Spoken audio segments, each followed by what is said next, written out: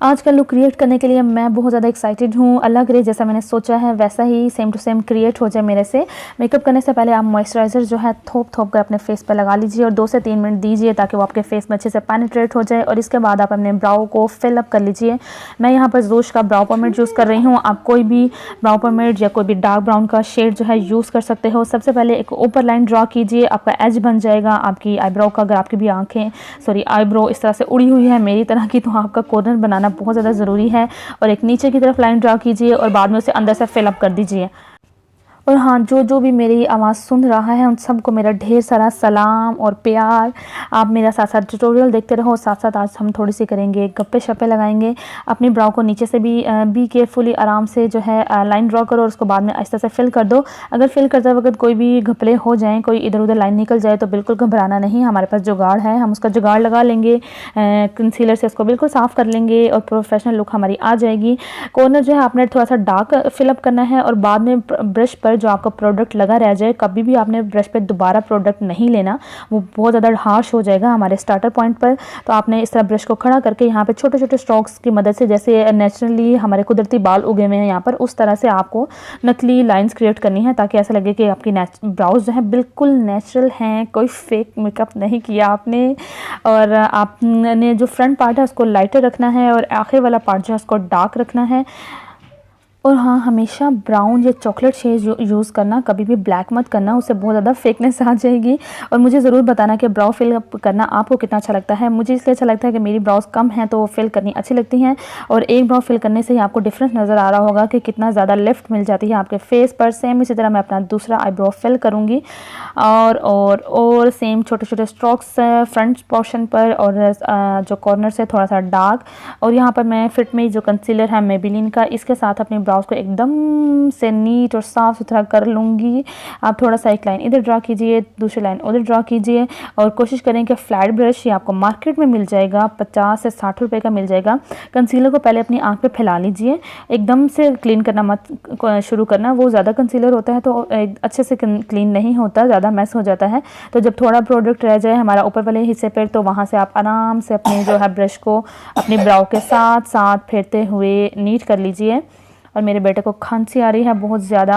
और इसके बाद मैं यहाँ पे क्राइलोन का जो स्टिक यूज़ कर रही हूँ, सॉरी मैंने ये आइवरी पकड़ ली, मैंने FS45 पकड़नी थी। मैं अपने बाकी फेस पर अप्लाई करूँगी ये FS45 और आज आपको दिखाऊँगी भी कि कहाँ हुआ मेरे बेटे को कि कितना ज़्यादा सेम शेड है ये मेरी स्किन के साथ जी। और अप्लाई करने के बाद बिल्कुल भी केकी या हैवी फील नहीं आता। बाइल में तो सुनो मैं रिकॉर्डिंग कर रही हूँ ना। और इसके बाद मैं ब्यूटी ब्लेंडर की मदद से इसको अच्छे से स्प्रेड कर रही हूँ, फैला रही हूँ अपने पूरे फेस पर। आप देख सकते हो कि मेरा ब्यूटी ब्लेंडर बिल्कुल ड्राई है, मैंने इसको गीला नहीं किया। अपने फेस पर मैंने मॉइस्चराइज़र लगाया हुआ था अच्छे से, तो मुझे इसको गीला करने की ज़रूरत नहीं आई। तो मैं कैमरे के बहुत ज़्यादा क्लोज आई हूँ कि आप मेरा जो माथे वाला है वो देख लीजिए। मेरी आँख का कंसीलर जो है वो क्रीज कर चुका है, मैंने उसको सेट नहीं किया था पाउडर से। और आप शेड में डिफरेंस भी देख सकते हो कि जो कंसीलर था वो लाइटर है शेड, और जो मैंने स्किन पर माथे पर अपना FS45 लगाया है वो कितना ज़्यादा एकदम नेचुरल सा स्किन कलर लग रहा है मेरा अपना। तो इसको सेट करने के लिए हमने पाउडर ज़रूर इस्तेमाल करना है। आप मेरी आंखों पे यहाँ पे लाइंस पड़ी हुई भी देख रहे होंगे। मैं यहाँ पर डियाना ऑफ लंदन का ये लूज़ पाउडर इस्तेमाल कर रही हूँ। मेरा शेड यहाँ पर है, अगर मुझे नज़र आ जाए तो ट्रांसपेरेंट B01। ओके, मैं इसको सेम ब्यूटी ब्लेंडर से जो है अच्छे से सेट कर लूँगी। आप चाहो तो बेक भी कर सकते हो। बेकिंग का सिंपल मतलब ये होता है आपने ज़्यादा सारा पाउडर जो है लगाना है, उसको 3-4 मिनट देने हैं, उसके बाद आप उसको डस्ट आउट कर लो। मैंने जो है अपना ब्यूटी ब्लेंडर उसकी मदद से कंसीलर को एक दफ़ा सेट किया था और उसके बाद ब्रश की मदद से मैं लूज़ पाउडर जो है इसको ऊपर अप्लाई कर रही हूँ। और आप देख सकते हो एकदम कितना सा फ्लॉलेस सी जो है बेस हमारी रेडी हो जाती है। और इसके बाद मैं सेम लूज़ पाउडर से अपने पूरे फेस को सेट करूँगी, बेक करूँगी। आप कुछ भी कर सकते हो जो भी आपको करना है। मेरा फेस बहुत ज़्यादा ऑयली है तो मैं अमूमी तौर पे जब भी मेकअप करूँ तो पूरा फेस ही बेक कर लेती हूँ, क्योंकि ऑयल बहुत ज़्यादा आ जाता है। बेक करने से आपका ये फ़ायदा रहता है कि आपका ऑयल कंट्रोल रहता है, मेकअप लॉन्ग लास्टिंग रहता है, आपके इस बेस को जो है सेट रखता है काफ़ी लंबे अरसे तक। और ये डियाना ऑफ लंदन का लूज़ पाउडर बहुत ही ज़बरदस्त है, आपको लोकल मार्केट में आसानी से मिल जाएगा। प्राइस इसकी 1000 से कम है और इसमें 3 शेड आते आते हैं, एक ही से डार्कर था और एक ही से लाइटर, तो मैंने ये थोड़ा सा नेचुरल सा जो शेड था वो लिया है। और यहाँ पर मैं एक स्कॉच टेप यूज़ करूँगी। आपको ऐसी वाली स्कॉच टेप जो है आसानी से जो स्टेशनरी शॉप होती हैं उनसे मिल जाएगी। आप सिंपल वाली भी इस्तेमाल कर सकते हो, आपको सिंपली मेकअप ही करना है। और यहाँ पर जो मैं आज लुक क्रिएट कर रही हूँ उसके लिए मैंने ये टेप लगाई है। और इसके बाद मैंने एक पैलेट इस्तेमाल कर रही हूँ, dare to be 39A Morphe की पैलेट है। और पहले ही बता दूँ कि ये फेक है, मुझे एक पेज वालों ने सेंड की थी, उनका लिंक मैं नीचे डिस्क्रिप्शन बॉक्स में लगा दूंगी। लेकिन मुझे इसलिए आपके साथ शेयर कर रही हूँ कि इसकी पिगमेंटेशन मुझे आज तक जो ड्यूब्स की जो फेक की पिगमेंटेशन बिल्कुल अच्छी नहीं लगती। इतना ज़्यादा वो झड़ते हैं अजीब सी चंकी से, लेकिन इनकी पिगमेंटेशन बहुत ही ज़बरदस्त थी, इनके मेटालिक शेड्स के भी और मैट शेड्स के भी। आप यहाँ पर इनके स्वचेस मेरे बाजू पर चेक भी कर सकते हो, बिल्कुल भी चंकी नहीं थे और झड़ नहीं रहे थे। मुझे इस बात पर बहुत ही हैरानगी हुई, काफ़ी फेक बनाने वालों, काफ़ी अच्छा तुम लोगों ने काम कर दिखाया, यानी काफ़ी अच्छी इन्होंने बनाई है। अगर आप लेना चाहो तो मैं नीचे लिंक जो है नीचे डिस्क्रिप्शन बॉक्स में दे दूँगी। अगर इंस्टा पे आप मुझे फॉलो करते हो तो वहाँ पर तो आपको फटक से इनका पेज जो है मिल जाएगा मेरे अकाउंट से। और यहाँ पर मैं इस्तेमाल करूँगी ये जो ब्राउन सा शेड है, अपने बड़े वाले ब्लेंडिंग ब्रश पर लेकर अपने क्रीज में अप्लाई कर लूँगी।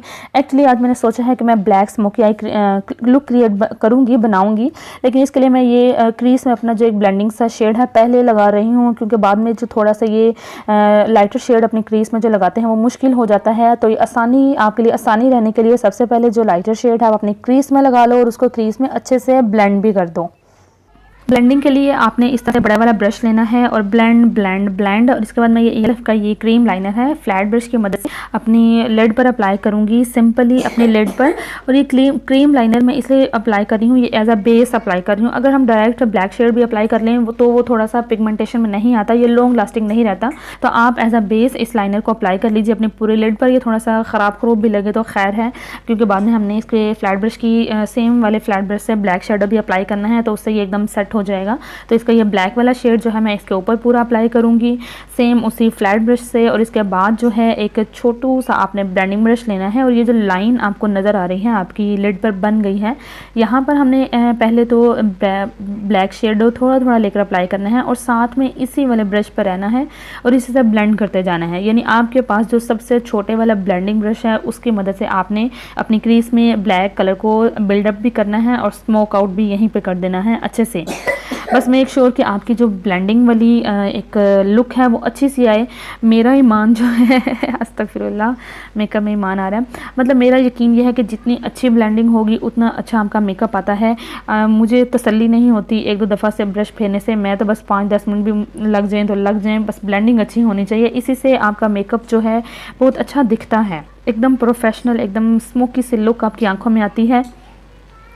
और जनाब इसके बाद मैंने दोनों आंखों पे कोशिश की है कि सेम हो जाए। मेरे लिए सबसे बड़ा मसला ये है रिकॉर्डिंग भी करनी है साथ साथ और साथ साथ खुद को चेक भी रखना है। और वल्लाह आप देख सकते हो मैंने एक लाइनर अप्लाई किया है, कैसा लग रहा है आप मुझे ज़रा इसी स्टेज पे बता सकते हो। भयानक लग रही हूँ, बहुत बुरी लग रही हूँ, क्योंकि अभी एक आंख पे लगा है लेकिन दोनों पे लगेगा तो सब्र रखें, बहुत अच्छा लगेगा। मैंने एक मेटालिक लाइनर लगाया है, इसके लिए मैंने यूज़ किया ये मैक का जो लोकल मार्केट में इस तरह से शेडो मिलते हैं, 100 का मुझे मिला था या 150 का। ये एक मेटालिक से शेड है, बहुत ही पिगमेंटेड है, इसकी पिगमेंटेशन बहुत अच्छी है। इसको मैंने लाइनर कैसे बनाया, मैंने एक लिया मेकअप सेटिंग स्प्रे रिवाज का, इसको सिंपली स्प्रे किया इस ढक्कन के अंदर थोड़ा सा और वहाँ से लाइनर अपने ब्रश पे पिक करके उसका पाउडर और इन दोनों को अच्छे से मिक्स करके लाइनर बना लिया। लॉन्ग लास्टिंग लाइनर जो मिटता भी नहीं। और लेकिन आगे जाके मैं थोड़े से इसके साइड इफ़ेक्ट आपको बता दूँगी। शौक में मैंने बना तो लिया और बड़ी मैं वो बनी कि मैं तो जनाब आज एक लाइनर बना रही हूँ और देखना ये हो जाएगा वो, लेकिन एंड पे जाके मेरे साथ एक घपला हुआ था, वो भी आपके साथ शेयर कर दूँगी। अच्छा, तो मैं जब यहाँ पर एक फ्लैट ब्रश आप लोगों ने ले लेना है एक एंगल सा और इसकी मदद से आपने हल्के हल्के बिल्ड करना है अपने लाइनर को थोड़ा थोड़ा लेते हुए, क्योंकि हमने नीचे ब्लैक शेडो ब्लैक बेस बनाई हुई है तो इसकी पिगमेंटेशन पहली दफ़ा अप्लाई करने में बिल्कुल नहीं आएगी। एक दफ़ा आप अपना एक लाइन क्रिएट कर लो, एक आपको पता लग जाए कि आपने यहाँ पर लाइनर लगाना है इस आँख पर, दोनों आंखों पे कोशिश ज़्यादा से ज़्यादा कि सेम रहे, तो फिर आपको आहिस्ता आहिस्ता देख सकते हो कि अभी एक आंख की पिगमेंटेशन कितनी ज़्यादा और दूसरी की कितनी कम है। फिर आपने क्या करना है कि आहिस्ता आहिस्ता वहाँ से प्रोडक्ट लेते जाना है और आपका अपने लाइनर को पे प्रेस थोड़ा सा करना है, तो इससे पिगमेंटेशन आहिस्ता आहिस्ता बैलेंस होना शुरू हो जाएगी।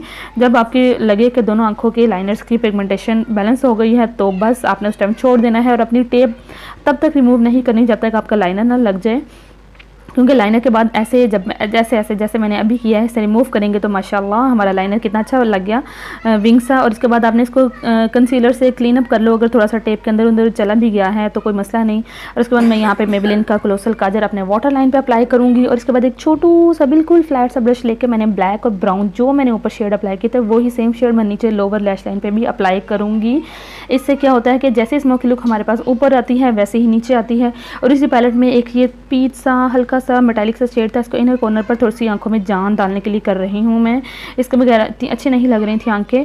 और यहाँ पर मैं इस्तेमाल करूँगी स्वीट टच का मस्कारा, अपनी आंखों पे भर भर के लगाइए।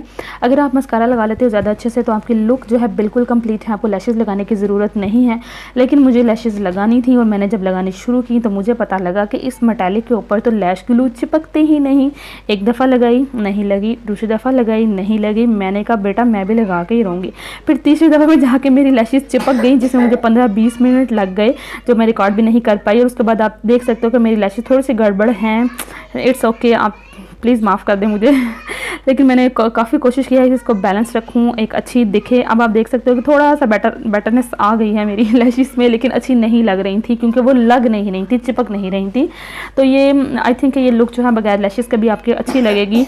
आप इस तरह के जो मेटालिक लाइनर है इसे डिफरेंट किस्म के लाइनर्स भी जो है क्रिएट कर सकते हो। मैंने यहाँ पर थोड़ा सा पोज मारने की कोशिश की है जो कि मेरे से बिल्कुल बचा नहीं। सो मैंने पोज छोड़ दिया, दूसरी तरफ हाथ रख के कोशिश की तो वो हाथ भी गंदा था।